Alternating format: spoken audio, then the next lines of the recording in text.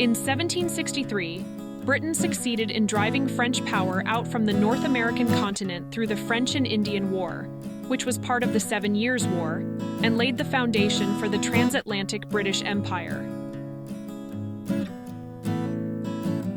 However, less than 20 years later, the Atlantic bond was severed by a humiliating defeat in the American War of Independence, and many British people experienced frustration.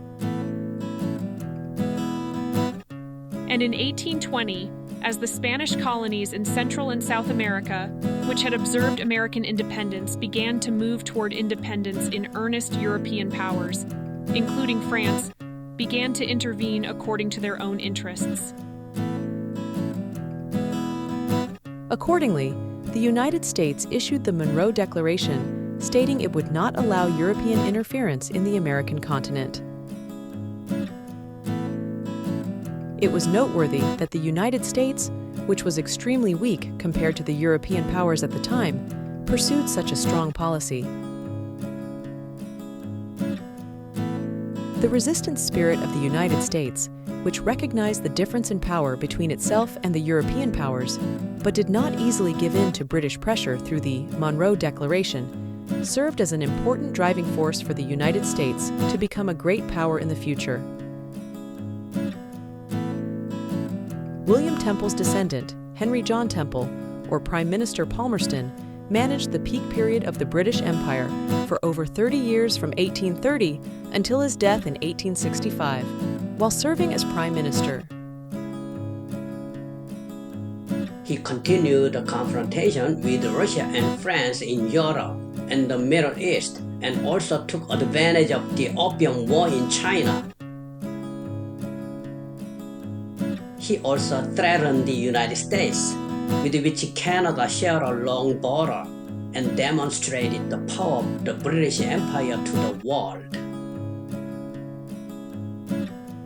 Palmerston predicted that the United States would become the most dangerous rival to Britain in the future. However, when the Civil War broke out in the United States in 1861, Palmerston had a golden opportunity to stop the rise of the United States. Palmerston had the fundamental solution of splitting the United States into two or more parts by having Britain enter the Civil War on the side of the South. Historically, one of the important strategies in achieving hegemony is to divide powerful countries. According to the strategy, for example, the United States does not actually want the unification of China and Taiwan.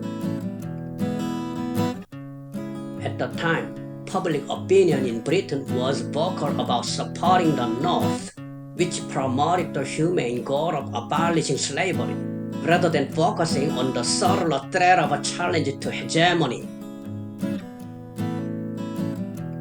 Of course, there were practical reasons why Britain hesitated to intervene in the American Civil War. This choice was due to the difficulty of organizing an enormous army in a short period of time, which was difficult to imagine in Europe, and the enormous size and mobilization power of the North that was carrying out the war. As a result of the Civil War, the United States was unified, and Europe could no longer interfere with it, at least on the American continent. The only remaining question now was whether or not America's power would expand beyond the continent. For 30 years after the end of the Civil War, the United States achieved explosive population growth and economic growth. The United States' major industrial production capacity and trade volume almost doubled. Meanwhile, during this period, Germany also achieved unification under the leadership of Bismarck, and was rapidly turning into a strong nation. Germany grew within limits by confronting Britain, France, and Russia to the east and west. On the other hand, the United States was able to advance infinitely into the southern Caribbean or Pacific Ocean without anyone stop them. Therefore, the question of why Britain, which had maintained the balance of power like a golden rule of diplomacy, did not stop the rise of the United States, needs to be studied from various angles. In 1895, the United States used the Monroe Declaration to demand the recognition of its arbitration authority during the border dispute between Venezuela and British Guyana.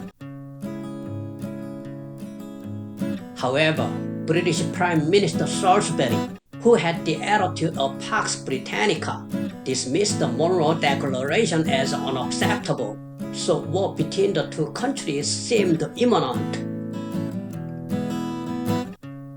However, Germany emerged as an important variable at this time, which is when the Transvaal invasion occurred. Germany, which had been growing in Europe, sent telegrams that were openly hostile to Britain to the Boers in order to check British power in Africa. When this telegram message became known in London, England realized that the German threat had reached a serious level. Wilhelm II of Germany openly supported the Boers, saying that the James Rebellion planned by Cecil Rhodes and others was a British plot and that its failure was a shame for Britain. Now Britain had to decide between the American threat and the German threat. So Prime Minister Salisbury eventually decided to recognize this strange declaration to the British called the Monroe Declaration. In particular, Arthur Balfour, Salisbury's nephew and second in command in the cabinet, said, "I developed a strange aversion to war with America as I fell to a civil war." And he gave a speech saying there should be no war between English-speaking countries. And he increased the weight of the German threat and made repeated concessions to the United States, giving the United States almost unlimited freedom for expansion. For example, in 1901, Britain temporarily handed over the Panama Canal, which was being jointly built by Britain and the United States to the United States, and forcibly suppressed the demands of Canada, an English subject. In addition, it made significant concessions to the United States on the Alaska border issue, and easily recognized the United States' control of Cuba and possession of the Philippines.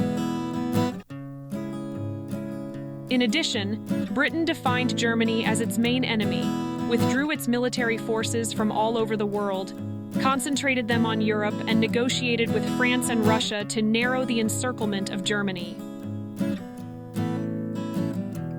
As a result, the Tangier Incident, First Moroccan Crisis, occurred in 1905 as Germany attempted to escape Britain's encirclement.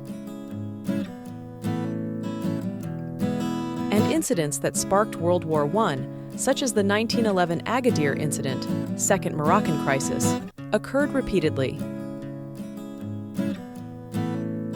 Britain made a diplomatic mistake by overestimating the German threat, giving up too early on the possibility of coexistence with Germany and trying only to contain and block it.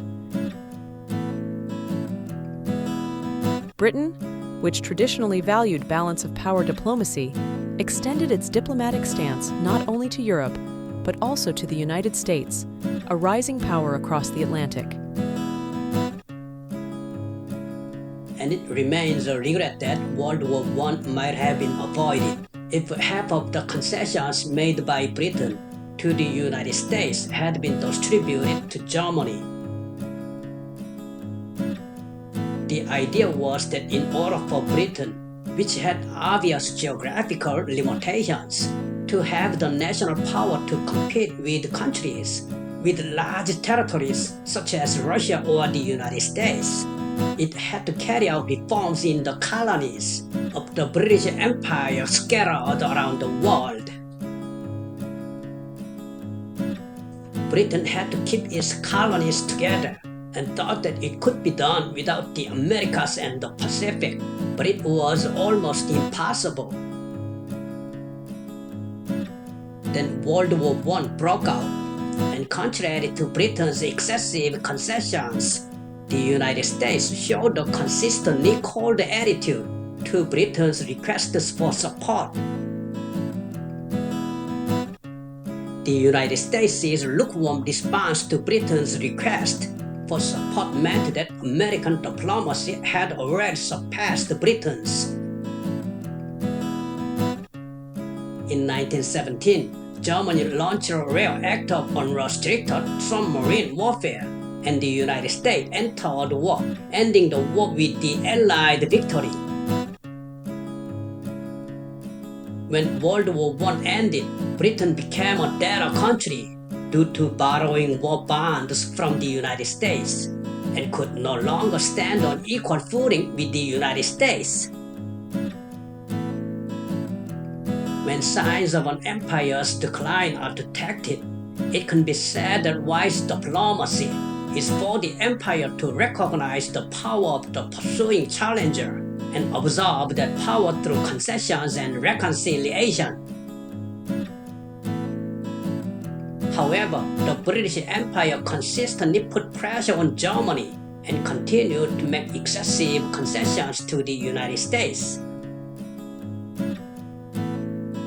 One of the reasons was the theory that Germany as the enemy, which originated from Anglo-Saxonism as expressed in Balfour's speech. Britain should have adopted its traditional balance of power strategy in response to the rise of the United States and Germany. However, it can be said that Britain, with its excessive Anglo-Saxonism, made the mistake of limiting its space to Europe. Even taking into account the 19th century perspective, that is, the existence of a nationalistic international politics trend, Britain blindly recognized the United States.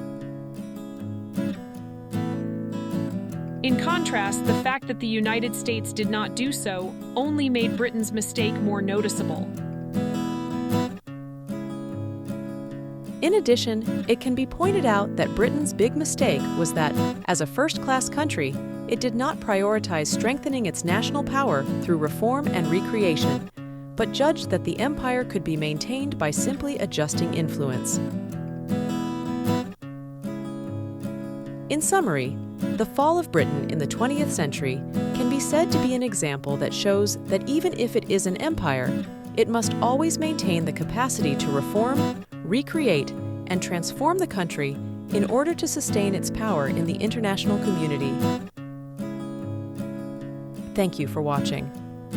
This is Matilda, and I worked alongside Gina and Tony.